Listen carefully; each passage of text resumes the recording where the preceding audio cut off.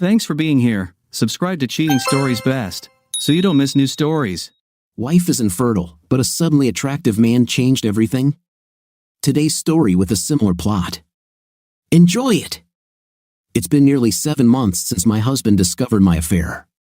Both of us are 39 years old, and prior to the revelation, my husband was a kind man. He wasn't flawless, of course, he had his peculiarities, but I meant everything to him. Our family was his top priority, and he devoted long hours to work to ensure that I could stay at home and care for our son and daughter. He used to do these lovely things to brighten my day, and they worked like a charm. My husband was quite the opposite in high school. He had been impolite, charismatic, and sometimes even troublesome. He got into numerous fights and had many girlfriends, yet for some reason, the summer before our senior year, he wanted to talk to me. I was the nerdy girl who loved video games, comic books, and cosplay. He had always been kind to me ever since he moved to our town in 8th grade. He was distinct, his family was unique, and everyone wanted to be around him. I attended my first party because of him. He taught me how to dance salsa, and then he drifted towards the popular crowd, and I thought that was the end of our connection. However, that summer, he walked into the comic shop where I was working and spent the entire day talking to me. He even walked me home. One day led to many, and by the end of the summer, we were dating. My senior year was the best of my life. I became part of the popular crowd, attended numerous parties, but my favorite moments were the ones we spent together, just the two of us. Naturally, I didn't neglect my studies. I worked hard, and I made sure he did too. We both gained admission to the same college and got married shortly after graduating. Our son arrived a year and a half later, followed by our daughter 20 months after that. Throughout all of this, my husband worked diligently to provide for us. Finding a job was challenging for him because he lacked experience, so he took on various odd jobs in construction. Grave digging, janitorial work, and as a receptionist until he finally secured a position as a computer technician. During this time, my husband gained a significant amount of weight, but it didn't diminish his desire. As for me, I maintained my figure and worked hard to preserve it, and soon, we became a somewhat cartoonish couple, a rotund but muscular man with a slender, fit wife. One Halloween, we even dressed up as Barney and Betty Rubble, embracing that stereotype. It's not that my husband didn't exercise, he simply struggled to shed body fat. Nevertheless, his appetite remained consistently high. On the other hand, my own desire was dwindling. It's not that I didn't desire intimacy, it's just that I often lacked the inclination. As the years passed, I also found myself less willing to have closeness. I was perpetually fatigued, raising the kids really exhausted me, and cooking and cleaning took a toll as well. Yes, he did assist with the laundry, cooking, and cleaning. He made sure that Saturdays were for takeout, and Sundays were designated as daddy cook days. But I still felt fatigued and uninterested. While I used to enjoy when he took the initiative, I found myself saying no more often than yes. The longer we went without intimacy, the more it affected his mood. He would become irritable and complain, and when we did have love, it often turned into a prolonged session that left me sore for days, with him still wanting more. He would request that I cosplay for him, but I wasn't enthusiastic about it. Despite him willingly wearing the costumes I made for comic and video game conventions, even though he disliked them. Our lack of closeness became a significant issue for him. We even sought couples counseling, and our therapist suggested that my husband might have borderline love obsession, but exclusively directed towards me. Concerned, I had a medical examination and discovered that I had low estrogen levels. I was prescribed several medications to address this, but they didn't prove effective. My doctor eventually diagnosed me with female impedance, a condition I initially believed to be fictitious. The affair wasn't premeditated, romantic, or elaborate, it simply happened. I was with my friends, all of whom were married and attended the same church. We were bowling and having a great time. It was the first time we had gathered since the lockdowns, and we thoroughly enjoyed ourselves. After the game, when all the ladies had left, instead of heading home, I stayed at the lounge to sober up a bit. It was there that I met my affair partner, a young man in his early 20s, who noticed me reading a manga on my phone. We struck up a conversation. I wish I could blame it on alcohol, but I was only mildly buzzed. I wish I could attribute it to loneliness, but my husband always desired me and showered me with attention. I wish I could claim an unhappy marriage, but in reality, we were very content. To be honest, I still don't know why I did it. I mean, I can recount how it happened. We talked for a few hours. He flirted. I flirted back. He walked me to my car, and he kissed me. Instead of pushing him away, I reciprocated the kiss, and we ended up having sex in a nearby motel. But I don't understand why I did it. It didn't last very long. Initially, he tried to persuade me into oral sex, but I refused. We just went at it, and it was very unsatisfying. About halfway through, I suddenly realized what I was doing, pushed him away, apologized, got dressed, and left. When I returned home, I found my husband asleep on the sofa with our child, and I retreated to the shower, where I couldn't help but cry over my actions. I tried to convince myself that it was a terrible mistake and that it would never occur again. After the shower, I left my husband and kids on the sofa, went to bed, curled up into a ball, and cried myself to sleep. The next day, I had the intention to confess the truth, but fear held me back, so I pretended as if nothing had happened. For 5 weeks, I continued the charade until I realized I was overdue for my period. I took a pregnancy test, and to my astonishment, it showed a positive result. I couldn't comprehend how this could be possible. My husband and I had only had sex twice, and he had undergone a vasectomy. Moreover, I had ensured the man involved in the affair wore protection, and he hadn't even finished. Feeling puzzled, I consulted a doctor who confirmed my pregnancy. During an awkward discussion, we surmised that the man must have tampered with the protection, and the doctor explained that pre-cum might have played a role. Overwhelmed with fear and guilt, I arranged for a termination, knowing I couldn't bear this child and inflict such pain on my husband. My plan was to keep this a secret, but upon returning home after the procedure, my husband unexpectedly arrived early. I forced a smile, but he looked at me with seething anger. An email from our health equity account had notified him of a new insurance claim. He demanded to know the identity of the child's father, and tears welled up as I began to cry. He repeated his question, inquiring about the duration of the affair. Despite my anxiety, I admitted it was a one-time incident that I had resisted and pushed the man away. However, he remained skeptical. His voice grew louder as he repeated the question, and it felt as if his anger pierced through me. Desperate to convey the truth, I confirmed my account, but he forcefully grabbed my chin and slammed it against the wall. This was the first time he had ever acted this way, but his eyes were filled with tears he struggled to hold back. He demanded details, what we had done, the man's appearance, where we had met, and he used hurtful words in Spanish to describe me before storming out of the house. I cried and asked my sister to pick up my children because I needed to be alone. When he returned, he didn't come back until after midnight, and I met him at the door, horrified to see his black eye and bruises. Concerned, I asked if he was all right, but he shoved me aside, insisting the red stains weren't his, and locked himself in the back room. I sat by the stairs, anxiously awaiting his reappearance. When he finally emerged, he sneered at me and headed to the living room. I attempted to communicate with him, wanting to understand who he had fought with, but he initially ignored me. Eventually, he turned to me and uttered, "Who do you think I had a fight with?" I turned pale, and he resumed watching television. The following day, I visited the bowling alley and inquired around, but somehow my husband learned the identity of the man involved, and they engaged in a fight in our town. Skirmishes at the alley were a regular occurrence, to the extent that the sheriff would only intervene if there was a fatality or serious injury. Over the following week, he banished me from our bedroom, relegating me to the sofa.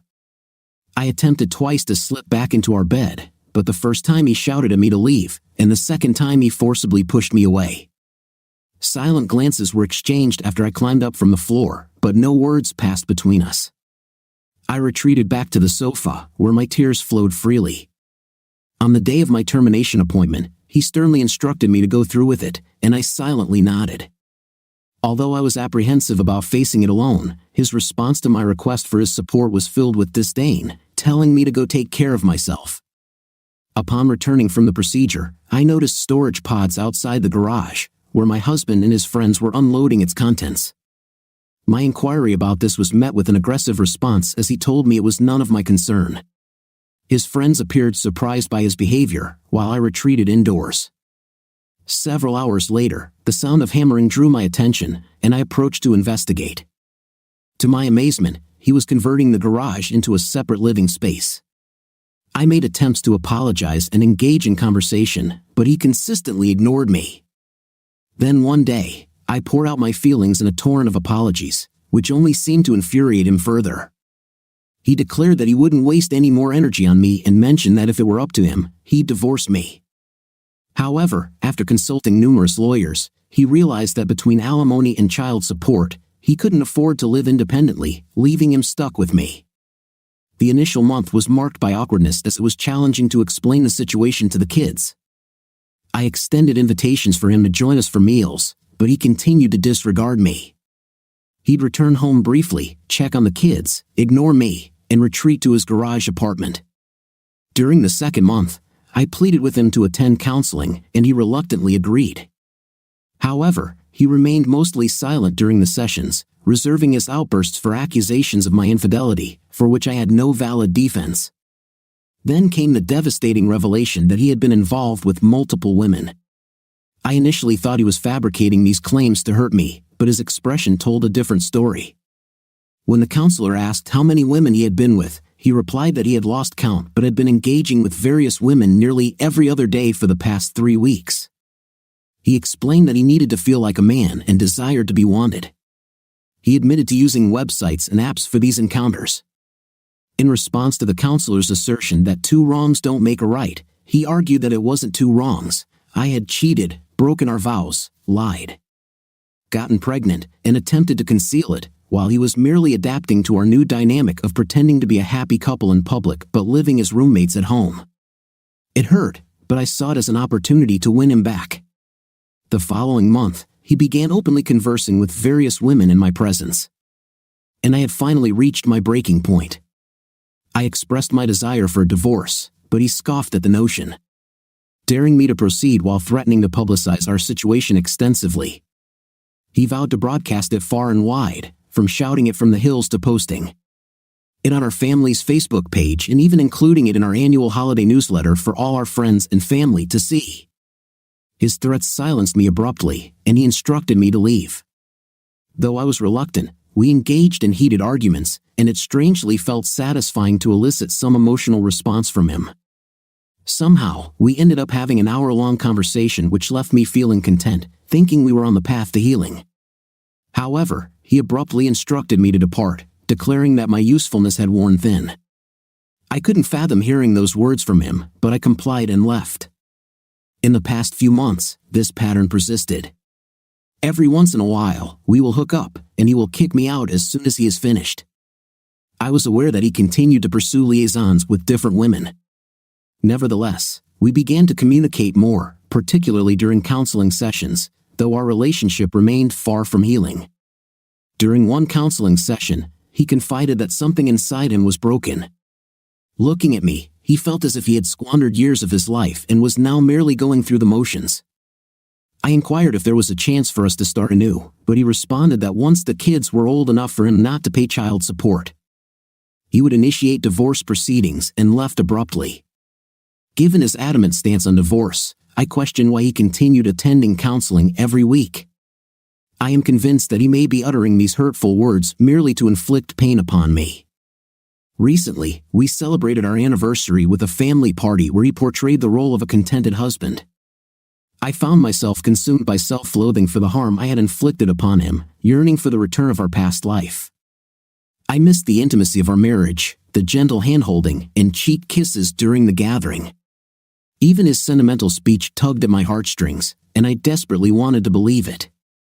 Upon returning home, I attempted to initiate intimacy, and we engaged, but immediately after, he abruptly departed. I pleaded with him to stay, but he ignored me, leaving me to cry myself to sleep. I'm in dire need of assistance.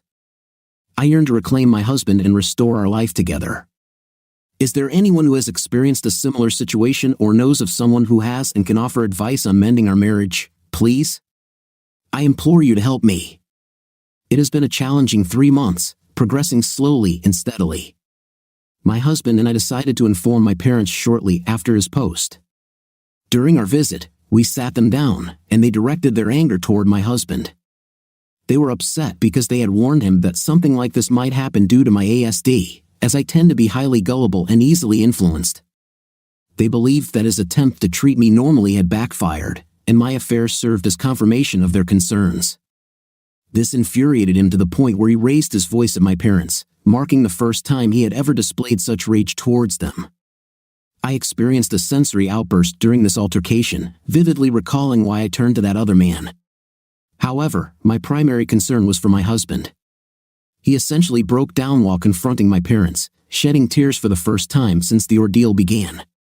I set aside my own pain and anxiety to provide comfort to him. Witnessing me do so moved my parents to tears as well. My husband eventually excused himself from the situation, and I followed him. Once we were alone, I disclosed everything to him: how the other man approached me, the conversation we had about Goblin Slayer, the fact that I had originally intended to wait out the buzz I was experiencing, but we ended up discussing various manga topics, and the moment when he kissed me. I allowed it to happen, as I didn't want the stranger to be upset with me.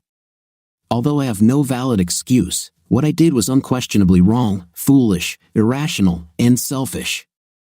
I continued to speak, and my husband simply listened. I could see the anger in his eyes, but he refrained from saying or doing anything, choosing instead to listen. A week later, my husband started attending a support group for betrayed spouses twice a week in a neighboring town. I had no prior knowledge of such a group's existence, but he showed me the website and the community center. I even accompanied him to a meeting. Hearing his pain was heartbreaking, and listening to the stories of others like him was overwhelming. The sheer magnitude of their collective suffering was absolutely crushing. Last month, my husband appeared to be doing better and even returned to our home. While we were far from returning to normal, we were beginning to find a new equilibrium. He surprised me with a dinner date 2 weeks ago, and everything seemed to be going well. We were engaged in conversation, laughter flowed, and there was a fleeting moment of connection. I could see it and feel it. However, our waiter arrived, and it turned out to be the man I had been involved with. In a split second, my husband transformed from a sweet, caring man into a raging beast, assaulting the man. I covered my ears and cried as the screaming became too much for me to bear.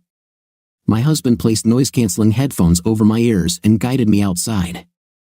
I was in tears, fearing that he would be arrested as we had reservations, but the police never showed up at our home. Since then, he has been staying in the garage. He continues to attend the support group twice a week and sees his therapist and our counselor. He is struggling immensely, and I wish I could simply undo everything. I miss what we once had. That was our first story in this video. Let's listen to our next story, which will be no less interesting. I'm a 41-year-old man, and I've been married to my 41-year-old wife for 12 years, but we've been a couple for nearly 20 years. We have 3 beautiful children, a cherished home, and both of us are in careers that we are passionate about and enjoy greatly. While our relationship isn't flawless, I never imagined that she would betray me. The shocking revelation came to light on our anniversary day back in April during the late evening. I received multiple Facebook messages from an anonymous source using a burner account. These messages included pictures, text message screenshots, messages on Snapchat, and a multitude of hurtful and inappropriate content. Initially, I was overwhelmed by the sheer volume of material and didn't know how to react. However, within a few minutes, I felt a sinking feeling in the pit of my stomach as I realized that my wife had spent a significant portion of the past summer, fall, and winter pursuing and, in some cases, being intimate with various men. Setting aside the mystery of the source of this information for the time being, I immediately confronted her. In hindsight, it might have been wiser to digest the entire story before reacting, but panic took over, and I couldn't control myself once I learned about her first affair partner. At first, she denied the allegations, but eventually, she confessed to having slept with this particular man on multiple occasions. This revelation was painful enough, but delving further into the materials I had been sent and realizing the extent of the situation pushed me into a deep depression. I must admit that I haven't fully recovered from it even now, nearly 2 months after the D-Day. There were additional men involved after the first affair partner essentially cut ties with her once he had gotten what he wanted from the relationship. while I can't definitively prove that she had intimacy with all of them. I do have evidence that at least one of them was invited into our home while I was away visiting family with our children. She vehemently denies this, insisting that the original affair partner is the only one she had a physical relationship with. Is she genuinely remorseful? I believe there are some signs of remorse, but there are also indications that she regrets getting caught. Nonetheless, on the surface, she has expressed regret for her actions and a desire to salvage our marriage. As a result, we've been attending couples therapy since early May, though progress has been painfully slow. Clearly, the trust one once had for her is now completely gone. Undoubtedly, this experience has forever altered my perception of our relationship. However, I'm willing to give it a chance because I love her. Her life has been marked by significant hardships. Her father was consumed by obsession, and her mother essentially abandoned her and her sister at a young age, leaving them to be raised by their grandparents. Their extended family is incredibly close-knit. A few years ago, she tragically lost her sister to obsession. In 2019, her father passed away unexpectedly shortly after they had reconnected. There's been a lot of trauma, and while it doesn't excuse her infidelity, it's worth noting that she was in a very dark place leading up to it. In my own observations, I noticed that she had been drinking more than usual, spending a significant amount of money on new clothes, and dedicating a lot of time to self-improvement efforts like Botox and a keto diet. Meanwhile, I was primarily focused on taking care of our young children. During my free time, she was often out with friends or too exhausted to contribute to our marriage. In hindsight, there were warning signs. Our intimate life had dwindled, and I attributed it to the trauma mentioned earlier and the demands of raising our kids. She became increasingly argumentative over minor issues. At her cousin's wedding in September, she got so intoxicated that I had to take her home, all while she berated me and said hurtful things in front of our children. Our relationship issues largely stem from her dedication to helping her sister through her own obsession. As she poured most of her time and energy into this endeavor, we began to have conflicts. I felt abandoned by her and believed she wasn't making any progress with her sister, who clearly wasn't ready to accept help. There's much more to this story, but it provides some context for when I believe our relationship started to deteriorate and why. Fast forward to last summer, she met this man, and within just 3 days, she was already engaging with him in a suggestive manner via text. I had been pleading for affection for months, receiving very little in return. How am I supposed to handle this going forward, assuming my wife and I can overcome this ordeal? Love has now become a trigger for me, among several others. Whenever I attempt to initiate intimacy and she declines, I immediately spiral into a dark place reminiscent of how I felt during D-Day. At times, it seems like she genuinely desires our relationship to succeed, but on other occasions, I have doubts. I've noticed that when we're drinking, she becomes more open and understanding compared to her sober self, who often tries to avoid discussing the affair. She's complained about having to address the same questions repeatedly and doesn't readily offer hugs or genuine empathy when I need it most. She has given me reassurances that she's no longer in contact with the affair partner or anyone else for that matter, and I'm inclined to believe her at this moment. However, I can't help but wonder what might happen if she feels the urge to seek someone else in the future. I'm struggling a lot. Aside from my beloved children, hope is pretty much all I have left. I'm pleased to report the following. I have no STI, my 3 children are indeed mine. And I've consulted with a divorce attorney to explore my options should I decide to go down that path. My wife and I are making very gradual progress in couples therapy. Our therapist seems to think that I'm taking an unusually long time to come to terms with what has transpired and to begin the process of forgiveness and moving forward. My wife concurs and has expressed this multiple times. I've also been quite angry, especially regarding my wife's willingness, through texts, etc., to engage with the affair partner while making me essentially plead for intimacy. I've communicated to her on multiple occasions that I want her to desire me the way she desired him, and that I desire the kind of spontaneous attraction she effortlessly offered him. To put it simply, I'm extremely envious of what he received with little, if any, effort. Whenever the subject arises, she becomes defensive. She explains that these things will come in time. However, I'm pressing the issue, making it feel unnatural because I keep bringing it up. I've explained that as her husband and as a man, it's very difficult for me to accept, and it's one of a few things that I believe is impeding my path to forgiveness. Last night, we had a major argument. I walked away, took a drive, and she started texting me. Eventually, I responded. When things began to escalate, she called me, and it got worse. We yelled at each other over the phone. I told her I couldn't continue living like this, and she responded with a dismissive whatever, claiming I was irrational and needed to calm down. I drove home ready for another confrontation. Full disclosure, I was emotionally charged, but I have never and will never resort to physical violence against my wife. It was our words that escalated the situation. Again, she labeled me as crazy, became distant, and repetitive in her responses like a robot. When I informed her that I would be visiting a lawyer first thing on Monday morning, and wanted to disclose the affair to everyone in our social circle who hadn't been informed, she threatened me with a video she claims to have from years ago of me shouting at her in the car with our kids present, a form of intimidation. Then she accused me of caring more about my reputation than anything else. I couldn't believe what I was hearing. Last weekend, I convinced her to let me see her phone. She reluctantly handed it over for about 3 minutes until she realized I was browsing her Google history. She then became furious and demanded her phone back. She became extremely upset, but before returning it, I found a recent Google search of her affair partner's name repeated twice within 2 minutes. She tried to pass it off as a possible autofill mistake, but I'm not convinced. Last Sunday marked the 1-year anniversary of her meeting him. I drove away that afternoon and spent a few hours by myself, ignoring numerous text messages and phone calls. Eventually, she figured out my location, and we had an extended conversation. It felt like the woman I married had returned.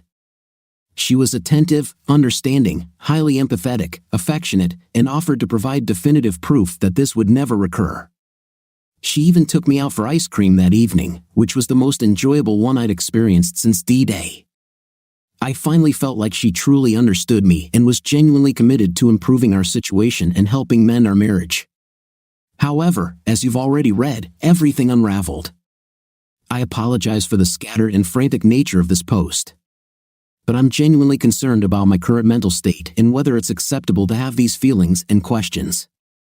Additionally, I'm unsure if her words and actions align with the situation. Lastly, I want to mention that she quickly changes her stance when she realizes I'm dead serious about pursuing a divorce. She is clearly afraid of it, though I'm not certain what exactly frightens her. Perhaps it's the potential for a contentious legal process and discourse. I remain convinced that she is still concealing a lot from me. My instincts tell me that maintaining secrecy necessitates our continued togetherness. What do you think of our stories today? I thought the first story was much more interesting in terms of plot twists and storyline. What do you think? Write in the comments. See you in the comments.